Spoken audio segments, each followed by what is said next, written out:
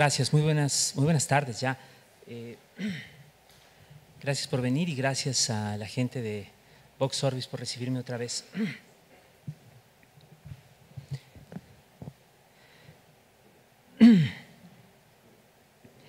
El gran arte de la narrativa es el de la ilusión. ¿Qué son las historias? No son más que signos, manchas en un papel, diferencias en la intensidad de la luz que emite o refleja una pantalla. Pero el acto de leer esos signos, de reconocer su forma y ensamblar el sentido que encierran, produce un efecto que parece mágico. Nos figuramos los sonidos de las palabras forman oraciones, las oraciones párrafos.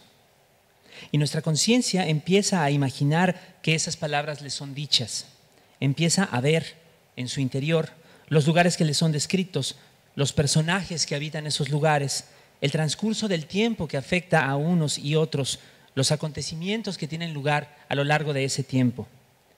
Hechos ilusorios, tiempo ilusorio, habitantes ilusorios de un mundo ilusorio que es distinto para cada lector, al contrario de las imágenes que ofrecen las historias de las películas o de la televisión y que son iguales para todos.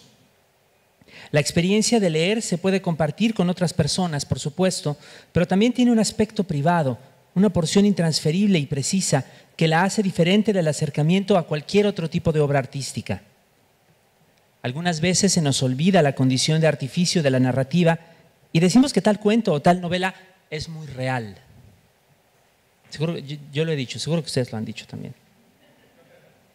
Otras veces incluso confundimos las imágenes que el texto nos impulsa a crear con nuestra percepción del mundo sensible, el que nos circunda y al que llamamos la realidad. Nos parece que una novela histórica es el pasado, que una biografía es una vida. Es cierto que es posible representar ese mundo sensible, el de las experiencias y el de la historia con H mayúscula. Es cierto también que al menos de vez en vez es posible que algunas narraciones, entre aquellas que llamamos realistas, se conviertan en guías para comprender lo que sucede en ese mundo más allá del acto de su lectura, en la plenitud del universo material del que los objetos llamados libros forman parte igual que nuestros cuerpos, las cordilleras y los gatos, los neutrinos y las galaxias. Pero no hay que olvidar que toda narración, hasta la más realista, es representación. El efecto del contacto invisible de esos signos que aprendemos a descifrar y de nuestras mentes. La fricción abstracta que produce imágenes y arrebatos de lo más concreto. Todo esto lo digo porque debe decirse antes de hablar de los mundos fantásticos. Distinguirlos no es tan fácil como parece. No tendremos problema, claro, con los que están en la obra del reverendo Charles Lutwidge Dodson, también conocido como Lewis Carroll. Si comparamos lo que le pasa a Alicia, su personaje más famoso y entrañable, con lo que nos pasa a nosotros en un día o en una vida cualquiera, podemos concluir que Carroll escribió de lo imposible, lo que no puede pasar en la vida real. Y esta es la prueba más sencilla para encontrar la imaginación fantástica, la que se dedica a lo que no puede ser, a sabiendas de que la conciencia de su lector, al evaluar que algo es imposible, tiene por fuerza que poner en juego sus propias ideas acerca de lo posible. Podemos ver claramente, pues, lo fantástico del País de las Maravillas y lo fantástico del mundo al otro lado del espejo. También lo podremos ver en Poniente, el continente de los 7 reinos y las vastas planicies heladas de las novelas de George R.R. Martin. Lo podremos ver en el andén 9 3/4 de la estación de King's Cross, situado de algún modo en otra dimensión del espacio y el único lugar desde el que puede tomarse el tren que lleva a la escuela mágica de Hogwarts, como se cuenta en la serie de Harry Potter de J.K. Rowling. Lo podremos ver, y casi del mismo modo, en el callejón de Saint-Vergon, que a veces existe y a veces no, en el centro de Bruselas, y que según el narrador belga Jean Rey está habitado por criaturas ocultas y terribles. Lo podremos ver en Arda, el orbe sublunar en el que la divinidad creada por J.R.R. Tolkien coloca, en las primeras narraciones del ciclo mítico al que pertenecen el Hobbit y el Señor de los Anillos, todo el mundo material. La Tierra Media y la isla de Númenor y la región bendita de Aman, el hogar de los dioses que después será llevado para protegerlo del mal a porciones inalcanzables del cosmos. Todos estos lugares son imposibles de situar en un mapa y en ellos ocurre lo imposible. Camelot, Narnia, el país de la cucaña, la ciudad de bronce de las 1001 noches, los palacios de placer del príncipe Batek, el castillo al que K, el agrimensor, trata siempre de llegar. los paisajes apocalípticos ya despojados de nombres a los que llegan lo mismo Stephen King que Cormac McCarthy. Oz, Utopía, Shangri-La, la isla del Hada y el bosque de Kandavaprastha, Arimaspia y Lilliput. Su condición imaginaria es evidente. Podemos ver que nunca podremos visitarlos. Pero ¿qué hacer con otros lugares de la literatura que vuelven la distinción más difícil? Ejemplos. En Hada o El Ardor, el más extraño de los libros de Vladimir Nabokov, la acción es absolutamente realista.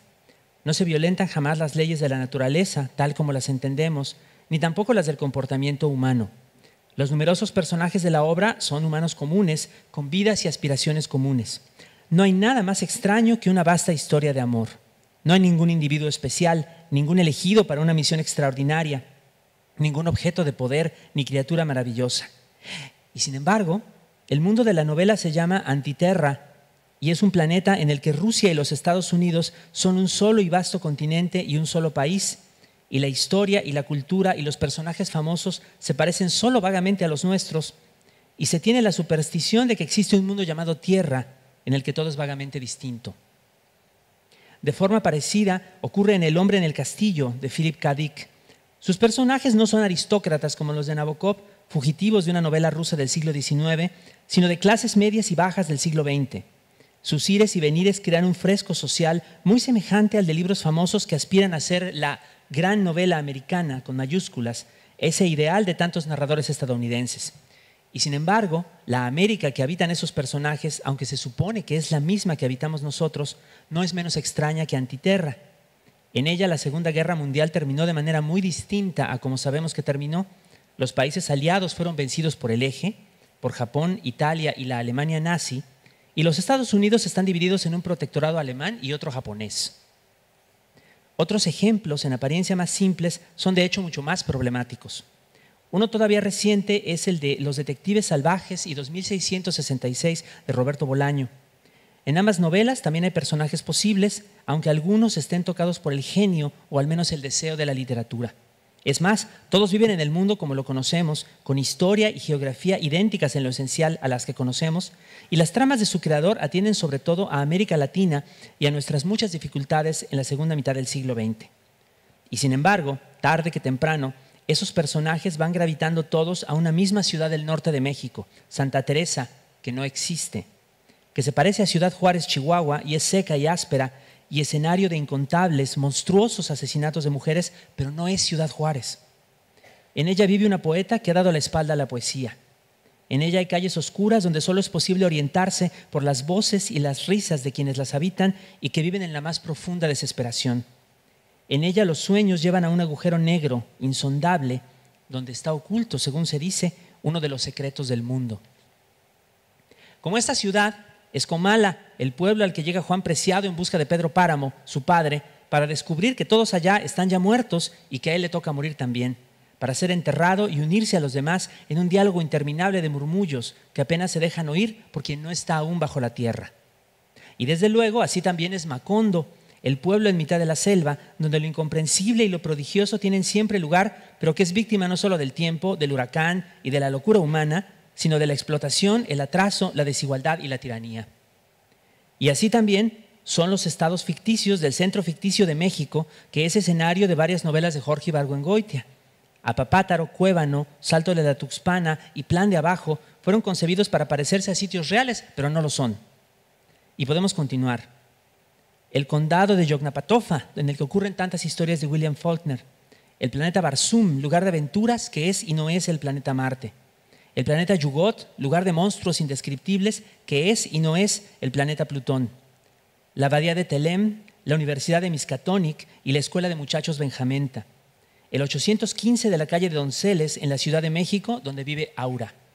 El 221B de la calle Baker en Londres, donde vive Sherlock Holmes. Más de un lector desprevenido ha pensado que algunos de estos sitios sí existen. Otros han sentido irritación y se han preguntado por qué los autores se molestan en usar nombres distintos de los verdaderos y en confundir la realidad, agregándole cosas que no son. Perdón por tanta comilla, pero sí es la verdad. Unos y otros de estos lectores dejan de ver el sentido de la ficción e incluso de la ficción realista, que a fin de cuentas propone personas que no existieron y las pone a hacer cosas que no pasaron. ¿Acaso nos es más fácil creernos los dichos de personas que no conocemos, pero suponemos posibles en nuestro entorno más inmediato, que los de lugares o existencias que no encajan en nuestra visión del mundo? Pues entonces nos hacemos la ilusión de que las cosas del texto son más reales. Pero la ficción siempre ha mentido y lo ha hecho a sabiendas. Más aún, su propósito siempre ha sido que no creamos en su realidad, en su identidad con nuestras percepciones del mundo sensible. Por eso se equivocan quienes menosprecian la imaginación fantástica y dicen que prefieren considerar metáforas a las narraciones que la emplean, como si los narradores tuvieran como sola intención el engañar y los buenos lectores fueran los que se apartan de ellos, los desenmascaran y los denuncian. Entre paréntesis les cuento una historia. Una vez oí decir a una persona: no acabé Pedro Páramo, es una mala novela porque los muertos no hablan. Y sí, es verdad, los muertos no hablan, los fantasmas no existen, no hay dragones ni unicornios, ni ríos de leche y miel en ninguna parte. Y la Comala realmente existente, porque hay un pueblo con este nombre, no es de ningún modo el sitio en el que Juan Rulfo ambientó su novela. Pero leer así, o negarse a leer así, es no haber entendido nada de lo que una novela puede ofrecer, y es una pena, porque aquella persona se perdió de una experiencia que podría haberle resultado preciosa, crucial. En fin. La verdad de las historias que siempre la tienen está en otro sitio, no en un sitio literal, por supuesto. Más aún, no está en sus mundos narrados, en sus descripciones y relaciones, sino en su resonancia. Los lugares de lo fantástico no se injertan en el mundo, pero sí de algún modo en nuestra percepción y en nuestro pensamiento, en nuestra experiencia de la vida. Y esto es inevitable porque la imaginación fantástica proviene del mismo sitio. La ficción manifiesta de formas incontables lo que significa, para quien la crea, existir en un lugar y un momento. Da nombre y aspecto a esas experiencias. Las vuelve enunciables y por lo tanto reales, aunque sea de forma subjetiva. Entre ellas hay experiencias interiores, desplazamientos y contactos en el mundo material, y también hay de las otras, interiores, invisibles, imposibles de medir y de tasar, como miedos, anhelos, deseos, sueños y pesadillas. De aquí vienen las historias fantásticas. Unas veces lo que se escribe apunta a posibilidades cercanas que podrían estar en el mundo como lo comprendemos, y entonces pueden bastar las expansiones de la geografía posible. Otras veces todo apunta al interior, a lo que solo puede existir como emblema, símbolo, figura, y entonces dejamos por entero el universo y nos vamos, figuradamente, a otro sitio. Pero nuestro punto de partida es el mismo, el yo que está en el mundo, en este mundo, y que tal vez puede hacer contacto con otros. En este momento podemos retomar el caso del reverendo Dodson. A él le tocó vivir un tiempo el imperio de la reina Victoria de Inglaterra, famoso por su carácter represivo y autoritario. Una rica tradición de narradores que pasa por las obras de Charles Dickens, William Makepeace Thackeray y George Eliot, entre otros, documenta las contradicciones de esa época. De un país en ascenso y a la vez asentado en profundas desigualdades y prejuicios destructores. Pero salvo en una sola ocasión, casi al final de su vida, el mismo Dodson no hizo jamás lo que estos autores. Como a Tolkien un siglo después, la descripción escueta de la realidad inmediata no se le daba. Es decir, no lo entusiasmaba y no cuadraba con su temperamento, con los deseos y desajustes con el mundo que lo impulsaban a escribir. Ni siquiera le sirvió, como a su contemporáneo Thomas Hardy o a muchos de los autores que ya he mencionado, la estrategia de ampliar la geografía real con nombres inventados. Sin embargo, al modo de Dickens, cuando saltaba de sus novelas naturalistas a sus cuentos de lo fantástico, como El guardavía o El fantasma de la cámara nupcial, Dodson era perfectamente capaz de utilizar sus experiencias interiores como combustible para crear historias. Los mundos fantásticos de sus 3 obras cumbres de ficción, las 2 novelas de Alicia y el poema La casa del Snark, contienen algunas de las muestras más puras de lo que podríamos llamar, como se decía en la época clásica, loca ficta. Lugares inventados, sitios de la imaginación pura. Y a la vez todo tiene un origen, una procedencia que se puede rastrear y que revela no solo el mundo interior de una persona, sino al menos buena parte de algo que está más allá de él. El mundo interior, el inconsciente colectivo, los mitos o símbolos en uso de la Inglaterra victoriana. En nuestro propio tiempo, que tiene obsesiones que lo acercan a aquel de modos muy extraños, la costumbre es reducir los orígenes de la ficción de Carroll a un solo hecho, que en general se cuenta de modo sórdido y sensacional. La historia de su relación con Alice Liddell, la niña real que inspiró la creación del personaje de Alicia. La amistad de Dodson y Henry Liddell, de Anne del Colegio Christ Church en la Universidad de Oxford, está ampliamente documentada, al igual que el afecto de Dodson por Lorina, Edith y Alice, las 3 hijas mayores del deán. También consta en muchos lugares la historia del famoso paseo en bote por el Támesis, el 4 de julio de 1862, durante el que las 3 niñas pidieron a Dodson que les contara un cuento, y mientras otro acompañante, el reverendo Robinson Duckworth, remaba. Pobre hombre, ese es su lugar en la historia, es muy triste. Mientras el reverendo Duckworth remaba, pues, Dodson compuso sin ningún plan previo una historia que llamó Las aventuras subterráneas de Alicia y que fue la base del libro que hoy conocemos como Alicia en el País de las Maravillas, publicado en 1865. También sabemos que Dodson, aficionado a la fotografía, retrató en varias ocasiones a las hermanas Liddell y a muchas otras personas. Otro paréntesis, la edición más conocida entre las iniciales de Alicia está fechada en 1866, aunque apareció todavía el año anterior. Es un chisme muy sórdido que después les cuento. Y por eso nos permitimos continuar las celebraciones del siglo y medio de ese libro hasta ahora. Posteriormente, las relaciones de Dodson con los Liddell se enfriaron, pero el poema que cierra la segunda de las novelas de Alicia, A través del espejo, de 1871, es un acróstico que deletrea el nombre completo de Alice. Además, como observa Martin Gardner en su famosa edición anotada de las historias de Alicia, en el verso central de la estrofa central del poema está otra vez el nombre de la niña, como estuvo quizá en el centro de la vida de Lewis Carroll y como ciertamente se encuentra en el centro de su fama póstuma. La estrofa dice: Still she haunts me, phantom wise, Alice moving under skies, never seen by waking eyes.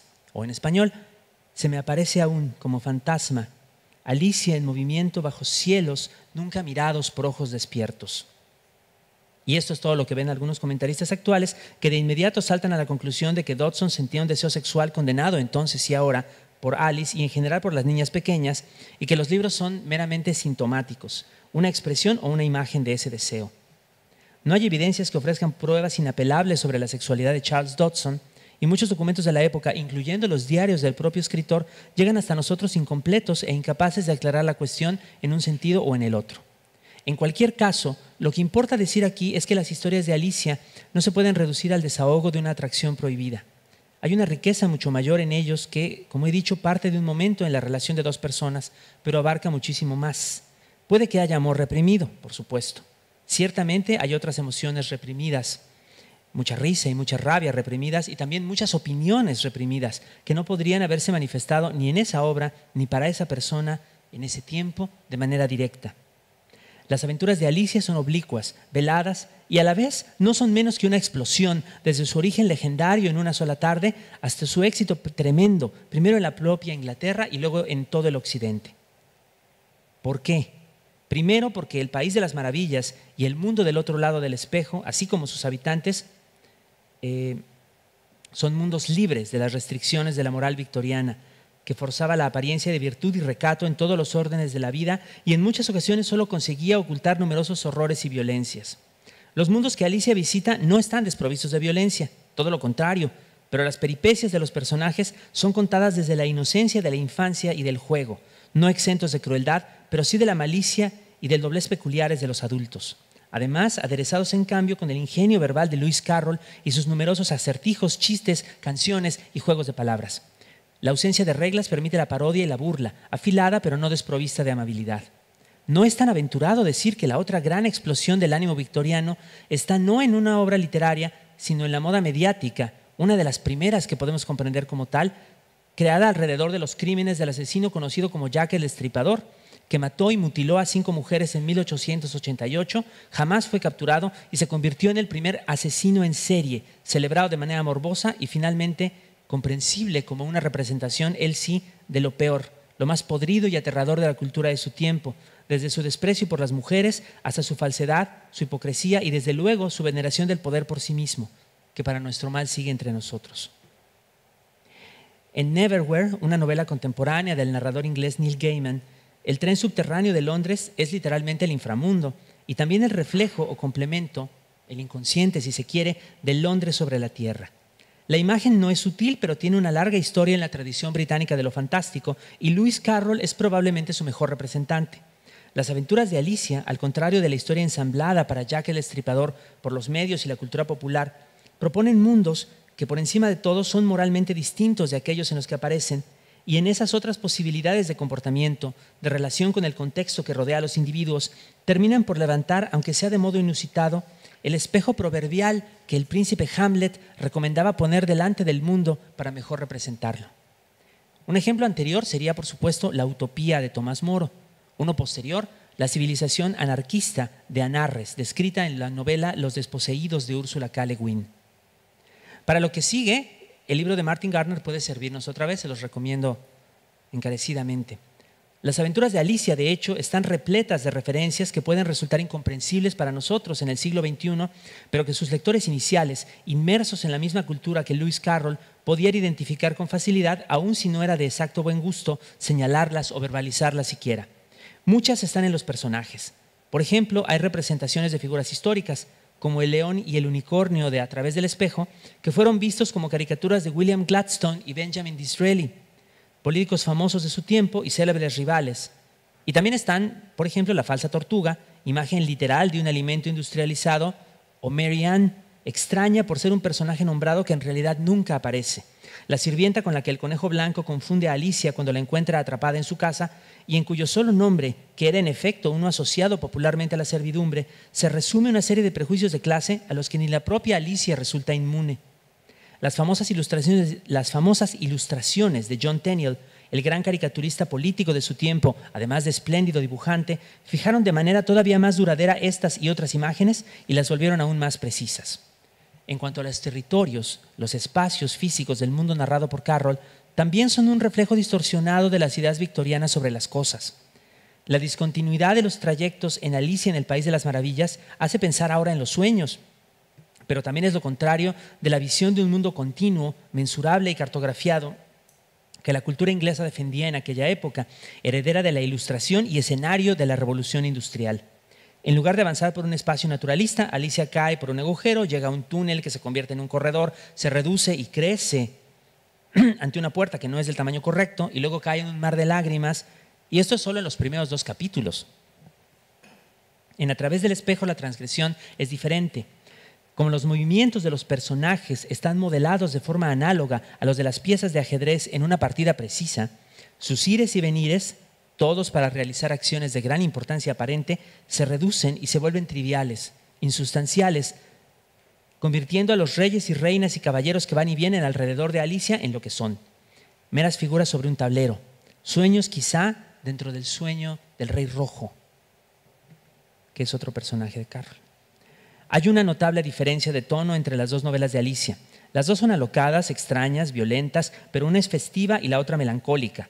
Esta oposición se resuelve, o al menos se deja atrás, en La Casa del Snark de 1876, que es una historia todavía más enloquecida y delirante, todavía más siniestra que las anteriores, y en la que el viaje de los personajes a los territorios de lo extraordinario, constante en las grandes obras de Carroll, no tiene retorno y concluye con una imagen que puede ser de muerte o de algo todavía peor. Sin embargo, la evolución de los mundos fantásticos de Carroll no acaba allí y arriba a un sitio todavía más curioso en la última narración del escritor, Silvia y Bruno, publicada en 2 tomos entre 1889 y 1893. La novela es considerada al mismo tiempo excepcional y menor, un trabajo poco inspirado, porque en ella el escritor, viejo ya, cede a la tentación de moralizar, promoviendo las ideas comúnmente aceptadas en su tiempo sobre la bondad y la pureza de la niñez, y porque la mitad del libro transcurre en un entorno realista, la Inglaterra victoriana, el mundo común y natural de Charles Lutwidge Dodson, representado de forma competente pero sin brillo. Allí el gran Lewis Carroll alcanzó un límite de su genio y no consiguió sobrepasarlo. Por otra parte, lo que no siempre se reconoce es que el mundo narrado de Silvia y Bruno es de hecho más complejo que los anteriores de su autor, pues es una mezcla de 2 mundos. El real, que por única vez se asoma en su obra, y la tierra de las hadas. Ambos entornos coexisten y los personajes cruzan de uno a otro constantemente, sin esfuerzo y acaso sin darse cuenta. Lo que estaba separado se reúne. Brevemente, el mundo de lo fantástico se funde con este, aunque no exista, y lo sobrepuja y lo absorbe y lo vuelve parte de sí. Leer acerca de Lewis Carroll y de otros grandes autores y obras de su país podría hacernos pensar que la literatura inglesa tiene una posición de privilegio en la historia de la imaginación fantástica. Es verdad, Pero también es cierto que la invención de mundos ha ocurrido desde siempre en la literatura, desde los comienzos del lenguaje o al menos desde la memoria que ha llegado hasta nosotros de la historia humana.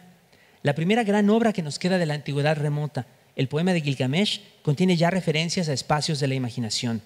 Las ciudades de Uruk y Nippur que aparecen en la historia realmente existieron y algo de sus restos queda aún en Irak, asiento de la antigua Mesopotamia, pero no son exactamente las que aparecen en el poema, pues este parte de fuentes que probablemente tienen su base en historias aún más antiguas y ya perdidas.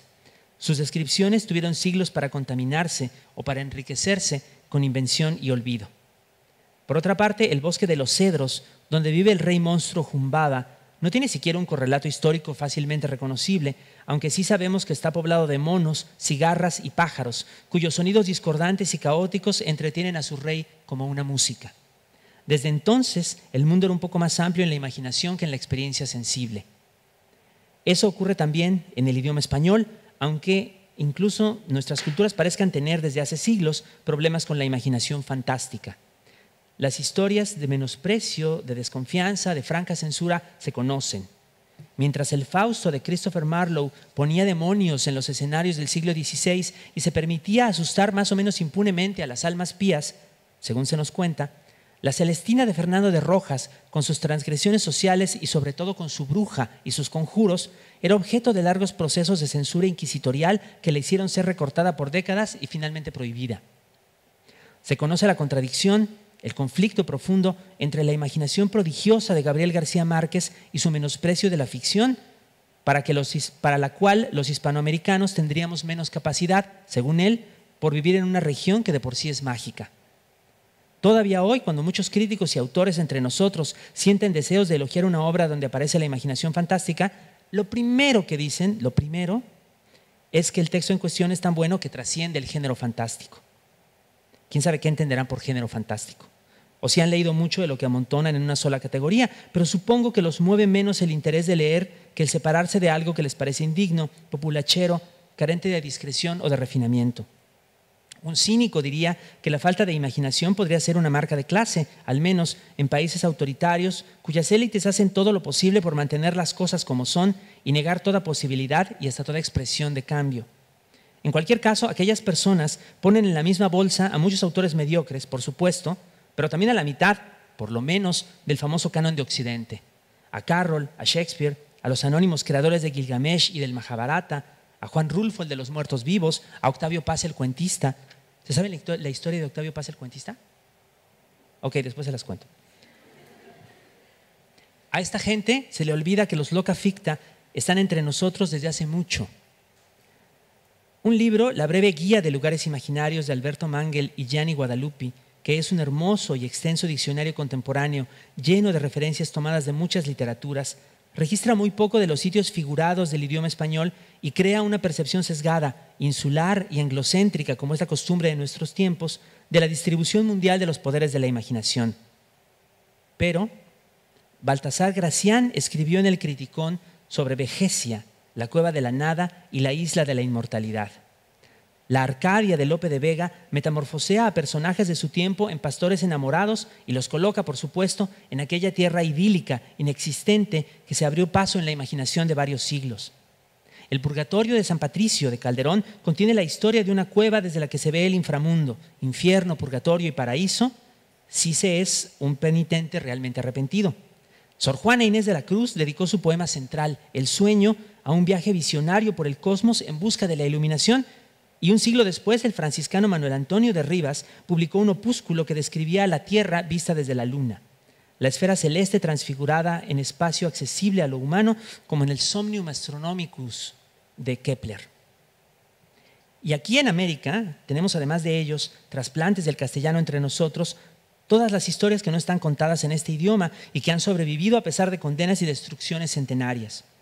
En el inframundo de Xibalbá, del que nos cuenta el Popol Vuh, el demonio andino Supay, confundido con Satanás por los cristianos, se reúne con Pachamama, diosa inca de la tierra, ella misma un lugar y de hecho todo lugar. Desde arriba los observan Anahuatzin, el dios pobre que se convirtió en el quinto sol cuando se tiró al fuego en la sede mítica de los dioses en Teotihuacán. Y desde lejos, bajo el árbol de flores que les está reservado en el centro del Tlalocan, los miran los muertos poetas para mejor cantarles. Este encuentro no es más desconcertante que los cruces entre personajes de tradiciones y obras occidentales que son costumbre de la cultura pop, por cierto. Y es uno de muchos que apenas ahora, y de forma todavía incierta y vacilante, comenzamos a ver escritos y agregándose a los ya existentes. En cuanto a lo que se escribe ahora, solo en México tenemos una lista no despreciable de loca ficta, más amplia y mucho más diversa, de hecho, que los ejemplos clásicos ya mencionados. El reino de Gofa, de Hugo Iriart, y el reino de Alosna, de Verónica Murguía. La ciudad de Penumbria, donde siempre son las 5 de la tarde, que visitó Emiliano González. La tienda de ataúdes vivientes y el palacio de los 50 libros, vistos en cuentos de Francisco Tario. La cripta de los vivos muertos, de la obra Un hogar sólido, de Elena Garro. El subterráneo, donde acechan guerreros antiguos, de la fiesta brava, de José Emilio Pacheco. La gruta del Toscano, que a lo mejor lleva al infierno, de la novela de Ignacio Padilla. Las guaridas de los vampiros, de Adriana Díaz Enciso. Los museos de Metagifos, según Salvador Elizondo, y del futuro salamandrino, según Pablo Soler Frost. El país de Anáhuac, capital del imperio mexica, que rechazó la invasión española y luego conquistó Europa, del cuento Crónica del gran reformador de Héctor Chavarría. La ciudad sin pájaros, de Karen Chasek. El pueblo de Remadrín, estado de Capila, del país llamado Mágico, que Daniel Sada retrató largamente en la novela Porque parece mentira, la verdad nunca se sabe. Otros hemos agregado ciudades y barrios, fronteras como paisajes de otro planeta, departamentos de geometría incierta, 10 o 20 o 100 mundos completos, planicies devoradas por los zombies, torres y jardines, portales que llevan de la gran oscuridad a ciertas calles coloniales y católicas, etc. Hay dos invenciones famosas en nuestra propia tradición, una registrada en la guía de Mangel y Guadalupe y la otra no, que deben mencionarse ahora. Las dos son reconocidas mundialmente por ilustrar un problema peculiar y complejo que surge cuando aparecen entre nosotros los lugares y los artefactos de la imaginación. Es un problema que plantean aquellos mundos que se meten de forma insidiosa, si no en la realidad, sí en las creencias de los seres humanos sobre la realidad.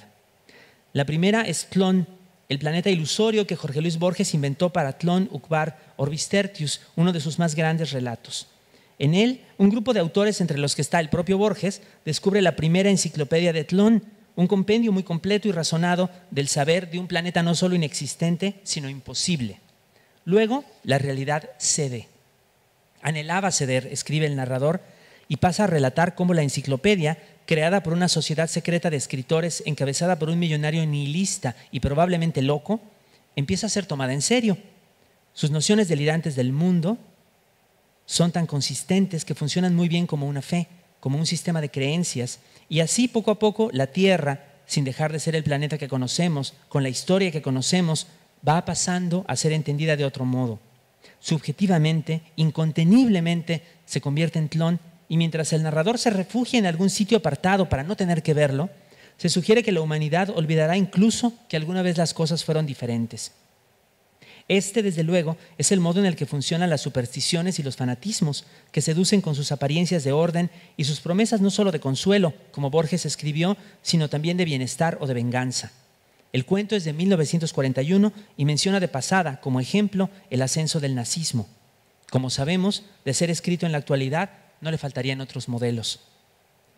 La otra invención proviene de un libro que a veces se considera esencialmente opuesto a la imaginación fantástica y que escribió Miguel de Cervantes. En él, el hacendado Alonso Quijano se vuelve loco por leer demasiadas novelas de caballería, se le seca el cerebro, dice el texto, y sale de su casa vestido de caballero, alucinado por los disparates que halló en sus lecturas, a hacer el ridículo entre sus contemporáneos. La primera parte del Quijote es la que más se apega a este resumen escueto y centrado en la parodia. En la segunda, por otro lado, comienza a pasar algo muy extraño. No solo Don Quijote y su amigo Sancho Panza, escudero un poco a la fuerza del loco que se cree caballero, son víctimas de bromas cada vez más elaboradas de los duques, emblemas de mucho de lo peor de la nobleza española. Además, algunas de estas bromas hacen pensar en una invasión del mundo de las novelas de caballería, una fusión no menos extraña que la de Silvia y Bruno, pero realizada exclusivamente por la voluntad y en la conciencia de sus personajes. Dicho de otro modo, los victimarios de Don Quijote y Sancho, poco a poco, a su pesar o sin darse cuenta siquiera, también empiezan a creérsela. En un momento dado, Sancho sorprende a todos con su relato de un viaje estelar a lomos de Clavileño, el caballo de madera, que es contado como si Sancho quisiera oponer su propia imaginación a los disparates con los que lo han hecho montar en el armatoste, junto con Don Quijote, en medio de una representación disparatada de entuertos, hechizos y demandas. Sancho tiene éxito, por otro lado, y hasta su mismo amo queda desconcertado. Luego Sancho es nombrado con gran aparato gobernador de la ínsula Barataria, la única isla completamente rodeada de tierra en todo el mundo. Es una villa nada más, donde todos tienen instrucciones de seguirle la corriente a Sancho para reírse de cómo se comporta, y no solo hay que apreciar el esfuerzo realizado por tanta gente para fingir en la España que habitaban un sitio inexistente. Además, Sancho se comporta de manera estupenda, pues resulta ser gobernante sabio y juicioso a pesar de su presunta simpleza. Aunque al final es expulsado de Barataria de manera humillante, quien gana es él, pues arrastra a los demás al terreno de la imaginación y de paso muestra la crueldad e insignificancia de quienes lo rodean. Algo similar pasa con el propio Don Quijote cuando escucha de Altisidora, supuestamente resucitada, el relato de cómo llegó ella a las puertas del infierno y vio cómo trataban los demonios al falso Quijote de Avellaneda, y más todavía en lo que se supone el momento de su derrota definitiva, cuando el caballero de la Blanca Luna lo desafía a un combate y lo vence, con lo cual lo obliga a deponer las armas y regresar a su aldea. El caballero no es otro que el bachiller Sansón Carrasco, que se ha pasado buena parte de la novela intentando devolver a su casa a Don Quijote, sacarlo de su mundo imaginado, y al final el único modo en el que puede hacerlo es metiéndose él también, entero, con escudo y caballo y lanza y todo en la fantasía. Hay que terminar estas palabras con dos visiones del paraíso, el lugar fantástico por excelencia, siempre inalcanzable, siempre superior a la vida humana, resumen de nuestros deseos y por reflejo de nuestras frustraciones y nuestra finitud. Es lo más difícil de imaginar, el lugar o los muchos lugares en que la conciencia está a tal distancia enorme del mundo material que acaba llegando, como si cerráramos un círculo, a la misma realidad, porque nos recuerda que también es posible y de hecho necesario el empeño en imaginar un estado de cosas distinto aquí, ahora, entre nosotros. En especial en países como el nuestro, digo entre paréntesis, afligidos por la impunidad, la corrupción, la violencia ciega y bestial, entrenarnos a imaginar así es imprescindible. Una de las dos visiones del paraíso que quiero mencionar está en la obra de Lewis Carroll. Es el poema que ya mencioné, en el que el caballero blanco, nos dice la tradición, es quien se despide de Alicia como representante o máscara del reverendo Dodson, que acaso veía a su personaje como a su amiga de la vida real alejarse de él sin remedio y dejándolo solamente con el recuerdo de la felicidad de un día remoto, un paseo por el río y una historia. Aunque ya ha pasado el tiempo, algo de Alice y de sus hermanas queda retenido en la memoria.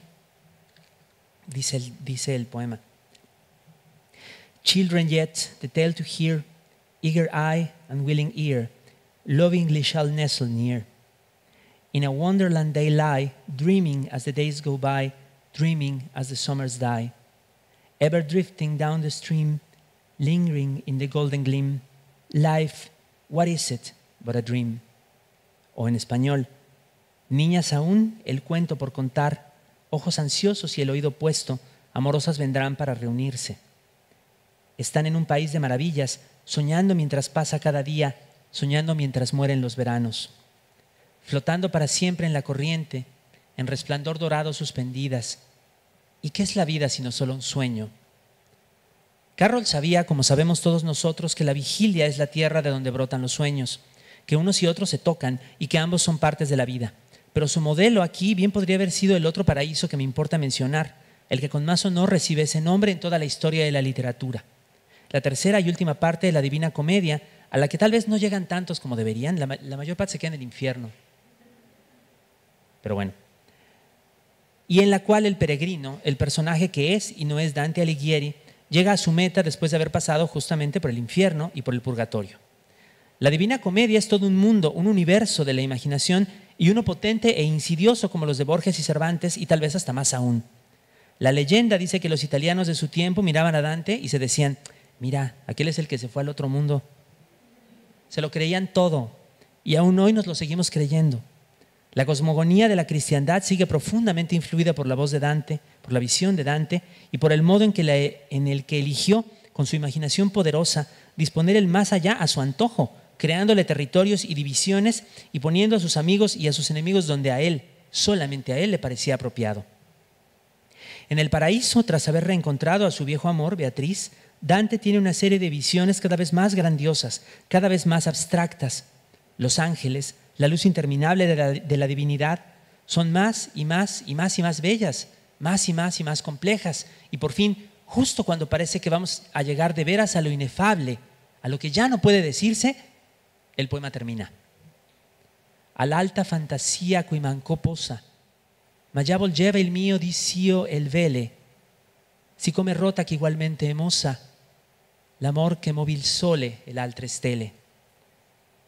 He aquí los mismos versos en la versión castellana de Ángel Crespo. Faltan fuerzas a la alta fantasía, mas ya mi voluntad y mi deseo giraban como ruedas que impulsaba aquel que mueve el sol y las estrellas. La resignación de Dante parece rendir su deseo ante la voluntad divina, la rueda del amor que impulsa el sol y las estrellas. Algo semejante le ocurriría unos 300 años después a Sor Juana y también, luego de otros 300 años, al narrador de la novela cosmogónica Hacedor de Estrellas, de Olaf Stapledon, que imagina incontables universos que se funden en una inteligencia suprema. Casi es posible imaginar a Dante primero de pie en el paraíso, único entre los hombres vivientes, ante lo indescriptible, más allá de todo límite del mundo, y luego, en un parpadeo, sentado ante su mesa, en su casa en la ciudad de Rávena, donde estaba exiliado de su natal Florencia, escribiendo, exhausto por el esfuerzo y por la vida entera, y deseoso de continuar pero incapaz de hacerlo, arrobado por la belleza de su propia visión, por la profundidad, la verdad escondida, los atributos quizá que no tenían nombre y que todavía no lo tienen de su visión. ¿Para qué intentar algo así? ¿Y para qué seguir intentándolo nosotros ahora? ¿Para qué ya no digamos hacer invenciones fantásticas, sino escribir siquiera? Por una parte, Dante sabía que había hecho algo nuevo, no solo una obra inmensa, sino una obra en su italiano de todos los días, un idioma considerado vulgar y que apenas se abría paso en la literatura.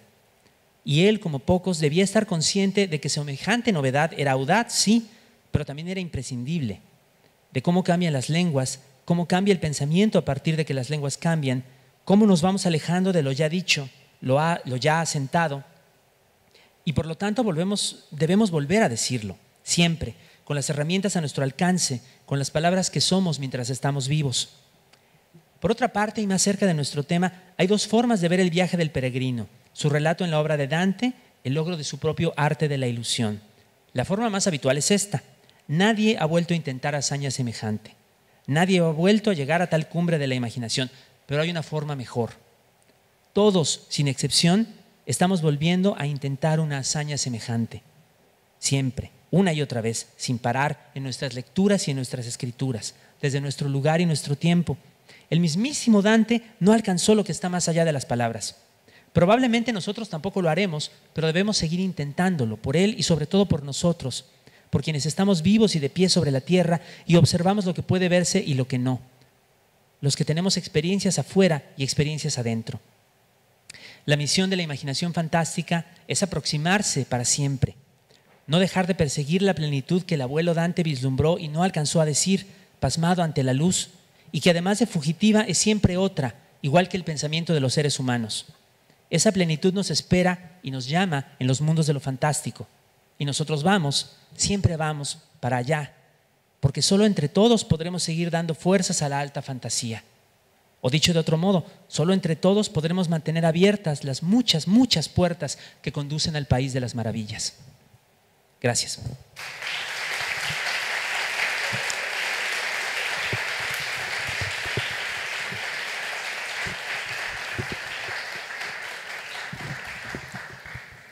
Agradecemos mucho a Alberto Chimal por su conferencia. Esperamos tenerlo pronto de vuelta en el Tecnológico. Tenemos un espacio pequeño para preguntas.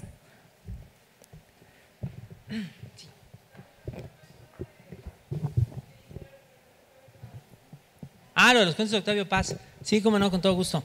Octavio Paz escribió cuentos. Hay más, pues, ahorita lo voy a decir. ¿Por dónde empiezo? No, fíjate. Octavio Paz publicó un cierto número de cuentos en una coleccioncita que se llama Arenas Movedizas, que habitualmente está metida dentro de su obra poética completa. Fue la única vez que se metió a hacer una cosa así. Yo los descubrí cuando era chico porque en casa de mi mamá había una antología que se llamaba Miedo en Castellano, que hizo Emiliano González, que es otro gran loco de la literatura mexicana que mencioné acá, que tomó de donde quiso cuentos de los autores que le gustaban, de aquellos que sonaban como de miedo, de horror, de lo que fuera. Entonces, pues ahí estaba, por ejemplo, No se culpe a nadie, el cuento del suéter asesino que escribió Julio Cortázar, o estaba una sola página tomada de una novela de José Emilio Pacheco presentada como minificción, ¿no? Una cosa muy inquietante sobre nazis, y estaba El ramo azul, que es uno de los cuentos de Arenas Movedizas, en el cual va un tipo loco por la calle arrancándole los ojos a la gente. Y entonces se los va a arrancar al narrador y el narrador le dice, no, yo no tengo los ojos azules, los tengo amarillos. Ay, perdón, ya se va. Esos son los cuentos de Octavio Paz. Y son cuentos, ese y varios otros, pues cuentos fantásticos. Yo cuando era chico pensaba, digo, por haber leído ese libro y porque nadie me dijo lo contrario, yo pensaba, claro, sí, los autores de historias de horror, mira, aquí tengo a Edgar Allan Poe, aquí tengo a José Emilio Pacheco, aquí tengo a Octavio Paz, ¿no? Etcétera. Esa es la historia. ¿Tenemos espacio para una pregunta más? Ay, de plano, nadie. Ay, qué triste. Ay, alguien pregunte algo.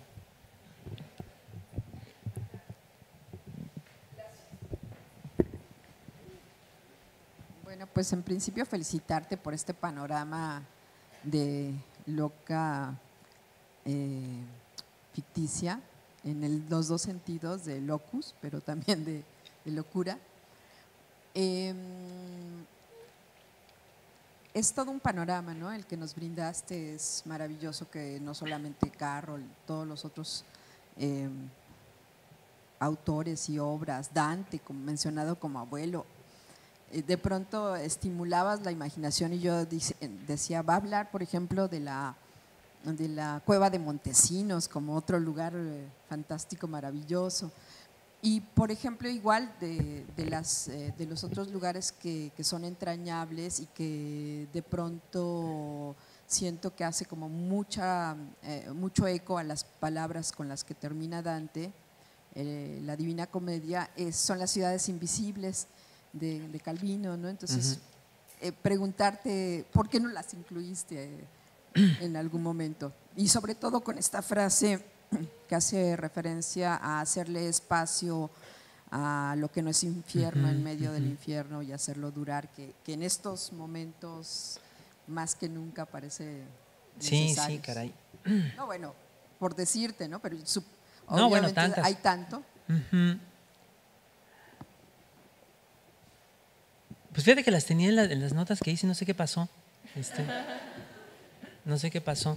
No, pero es una maravilla, pues. Si no lo conocen, corran a conseguírselo y luego regresen al resto del Congreso. Las ciudades invisibles de Calvino, claro. ¿Sabes qué? A lo mejor lo que pasó es que en un momento dado estaba yo leyendo el libro de Mangel y como el libro de Mangel tiene fichas para cada una de las ciudades, entonces como que estaba yo, se me quedaban como en el fondo. Pero por supuesto es un súper libro y ese final es increíble, ¿no? El infierno de los vivos no es algo por venir, es uno que padecemos cotidianamente, dice más o menos Calvino, y hay dos formas de no padecerlo. La primera puede parecer fácil para muchos, ignorarlo hasta el punto de dejar de verlo. La segunda requiere concentración y aprendizaje constantes, buscar aquello que en medio del infierno no es infierno y hacer que dure y dejarle espacio. Eso es.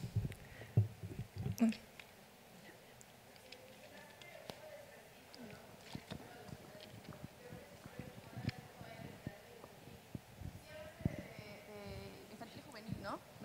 Creo por ahí, bueno, hablaste de Harry Potter, pero ¿incluirías a libros así llamados para niños dentro de este género de lo fantástico? No sé, me gustaría que andaras sobre cómo se ve también ahí las posibilidades y por qué también se suele desprestigiar al género, ¿no? Así como, eres escritor de literatura para niños, no sé. Sí.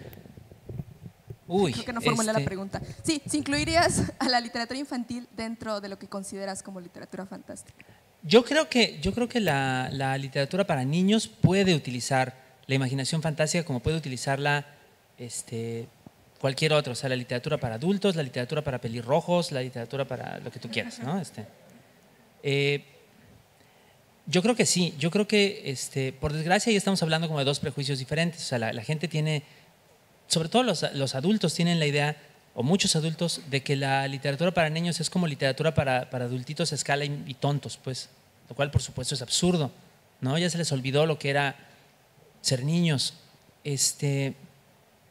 Yo creo que una de las mejores herramientas de que dispone lo que se escribe para los niños es justamente la imaginación fantástica, y que ninguna de las dos cosas, ni la herramienta, ni las obras que van con ese destino tendrían que ser víctimas de prejuicio ninguno. Estamos un poquito mejor de lo que estábamos hace 20 o 30 años en ambos terrenos, pero pues todavía falta bastante. Hola. Hablaste sobre cómo lo real o el contexto de cada autor ayuda a construir lo fantástico. Me gustaría saber tu opinión al opuesto, cómo lo fantástico ayuda a construir o reinterpretar lo real. Bueno, aparte de que lo fantástico puede ser interminablemente interpretado, ¿no? A veces excesivamente interpretado, ¿no? como símbolos, emblemas, metáforas de lo real, sobre todo de las experiencias interiores que tienen lugar en la existencia cotidiana, pues yo también estoy convencido, como lo dije en el texto hace rato, el uso, digamos, el conocimiento, la familiaridad con la imaginación fantástica, pues también nos permite un poco utilizar nuestra propia imaginación para más cosas, más allá de la literatura, para figurarnos alternativas para el presente, por ejemplo, ¿no? Para preguntarnos cosas distintas sobre la existencia que vivimos. Todavía ahora se insiste mucho a veces en esta cuestión de que únicamente una obra de corte realista podría ser capaz de dar una solución a los graves problemas del país o del presente o lo que fuera. Y suena bien padre, pero no es cierto. O sea, las obras no solucionan las cosas, las soluciona la gente. A veces alentada por la literatura, a veces.